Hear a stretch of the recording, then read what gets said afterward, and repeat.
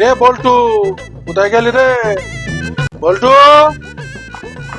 হ্যাঁ মেম্বার সাহেব, কিছু বলছেন? ভোটের সময় চলে আসলো রে বল্টু। তাই তো মেম্বার সাহেব, চলি তো আসলু। তুই কি কোনো আমার বিরোধী দলের খোঁজ খবর পালি নাকি রে বল্টু? মেম্বার সাহেব, এবার তো মনে হয় আপনি জিততে পারবেন না। কি বলিস তুই? আমার কি টাকা পয়সা কম আছে রে?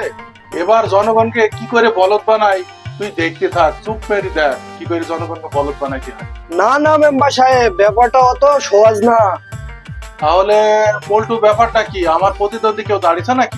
মেম্বার সাহেব, তাহলে আপনি কিছুক্ষণ অপেক্ষা করেন, আমি খোঁজ খবর নিয়ে আসি, দেখি কিছু লোক কথা জানতে পারি কি।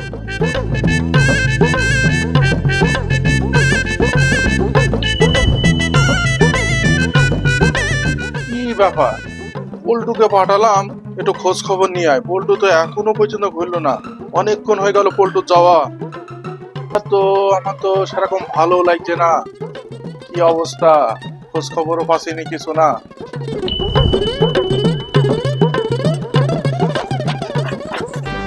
মেম্বার সাহেব, এবার আপনার বিরুদ্ধে সেই কদম আলী হুজুর ভোটে দাঁড়িয়েছে। কি বললি তুই? কদম আলী আমার বিপক্ষে ভোটে দাঁড়িয়েছে? হ্যাঁ মেম্বার সাহেব, আপনি ঠিকই শুনেছেন, সে কদম আলী ভোটে দাঁড়িয়েছে। এবার তাহলে কদম আলীকে আমারও আসল রূপ দেখাতে হবে। মেম্বার সাহেব, আমি আর একটা খবরও পেয়েছি। কি খবর, তাড়াতাড়ি বল। আগামী কালকে কদম আলীর হচ্ছে স্কুলে একটা ওই অনুষ্ঠান আছে। ও মিটিং করবি? হ্যাঁ। আমাদেরও ওই একই দিনে আমাদেরও একটা মিটিং এর আয়োজন কর। আচ্ছা ঠিক আছে।